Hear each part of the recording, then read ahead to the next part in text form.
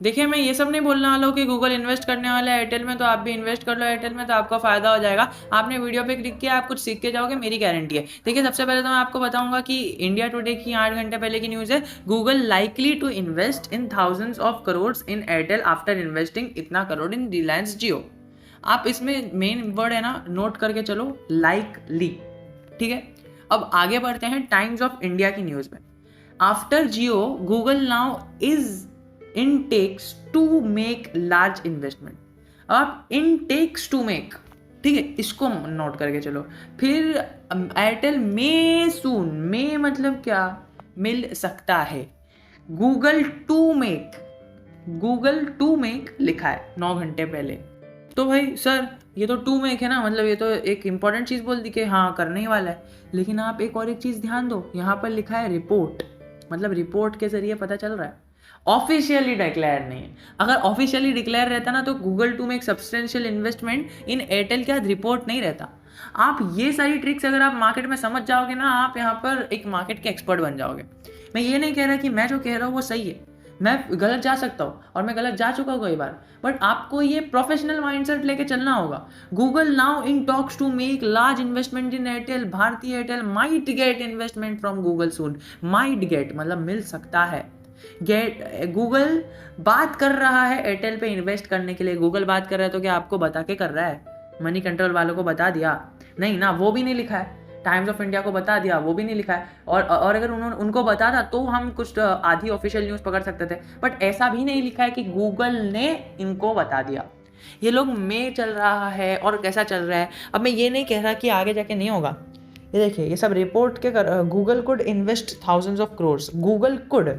अब इसके ज़रिए स्टॉक प्राइस में है ना हमें बढ़ोतरी देखने मिल सकती है। तो आपको कह सकता हूँ मैं कि अगर आपको शॉर्ट टर्म पैसा बनाना है तो आप बना सकते हो, लेकिन इसमें बहुत बड़ा रिस्क है। रिस्क ये है कि अगर न्यूज़ झूठी निकली तो स्टॉक इतना नीचे गिरेगा ना, इतना बड़ा लॉस हो सकता है आपको कि आपको रिकवर करने के लिए 1 आध साल लग जाए।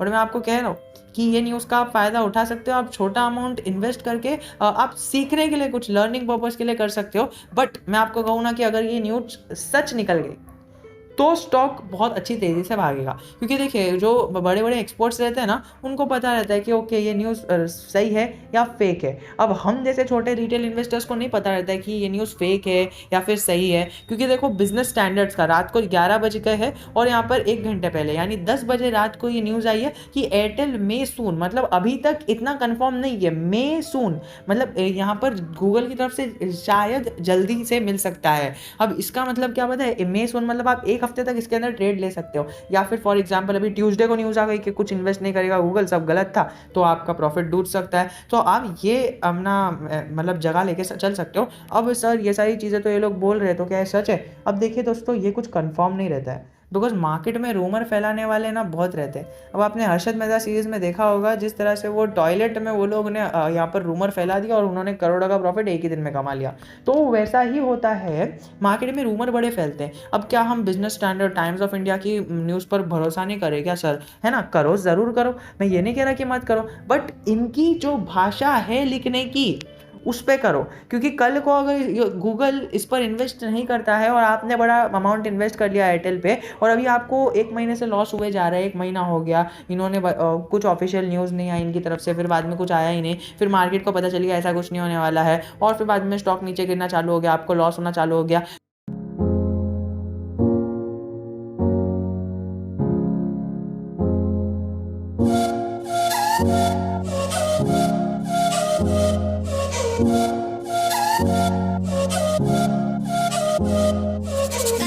तो आप जाके टाइम्स ऑफ इंडिया पे, मनी कंट्रोल पे केस नहीं कर सकते हो कि देखो आपने तो बताया था लेकिन ऐसी कोई न्यूज़ आई नहीं, है ना।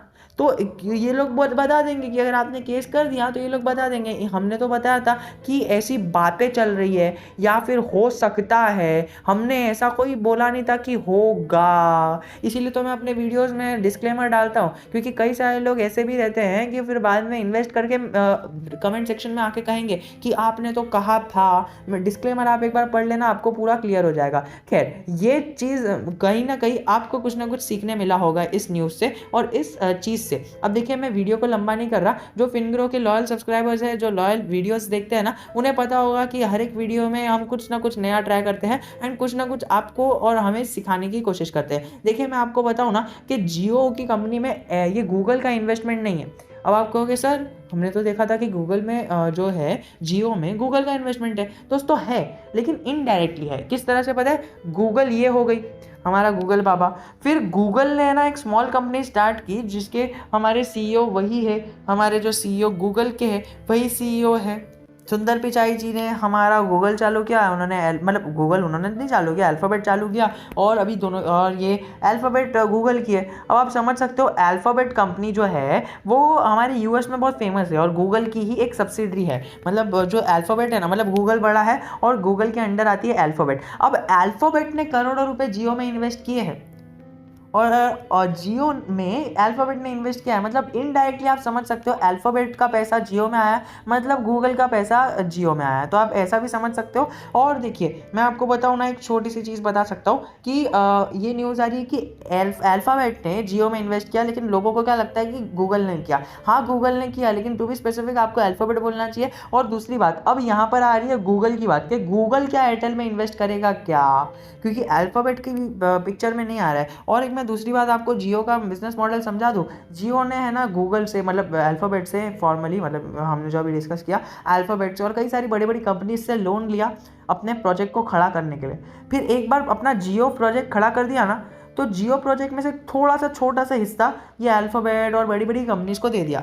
मतलब खुद का पैसा इन्वेस्ट नहीं किया, मतलब खुद का पैसा भी किया होगा लेकिन इतना नहीं किया होगा। मतलब फुल लोन लेके, मतलब लोन लेके अपना जियो खड़ा किया और जियो का कुछ हिस्सा इनको दे दिया। तो जो अगर आपको रिच बनना है ना, तो आपको भी अपनी लाइफ में ये करना पड़ेगा। ये मुकेश अंबानी जी ने क्या किया, जियो बनाया, जियो को बनाने के लिए लोन लिया। और लोग बोलते हैं लोन खराब है, लेकिन लोन अच्छा है अगर आप बिजनेस के लिए यूज़ कर रहे हो तो। और अगर बिजनेस को यूज़ करने के बाद भी अगर आप एसेट्स में यूज़ कर रहे हो तो जियो एक एसेट है जो अभी सालों साल मुकेश अंबानी जी को पैसा बना के देगा। वो लायबिलिटी नहीं है। हम क्या करते हैं, लोन लेके फ़ोन लेके आ जाते हैं, हम लोन लेके घर खरीद लेते हैं, हम लोन लेके गाड़ी खरीद लेते हैं। दोस्तों ये हो गई लायबिलिटी, आपको यहाँ पर हमें पैसा पे करना पड़ रहा है। तो ये खैर बहुत बड़ी डिबेट का बात है, लेकिन मैंने आपको एक कंसेप्ट समझा दिया कि अगर आप लोन ले रहे हो तो अपने लिए एसेट्स बिल्ड करो। जिस तरह से जियो रिलायंस, हमारे रिलायंस के लिए एक एसेट है, अंबानी के लिए जी के लिए एसेट है कि वो हमें पैसिव इनकम जनरेट करके देगा अंबानी जी को। उसी तरह आप एसेट बिल्डिंग का काम करो। अभी एसेट बिल्डिंग जियो की तरह हम इतना बड़ा तो नहीं कर सकते, लेकिन हम कुछ ना कुछ कर सकते हैं। अभी जियो ने लोन लिया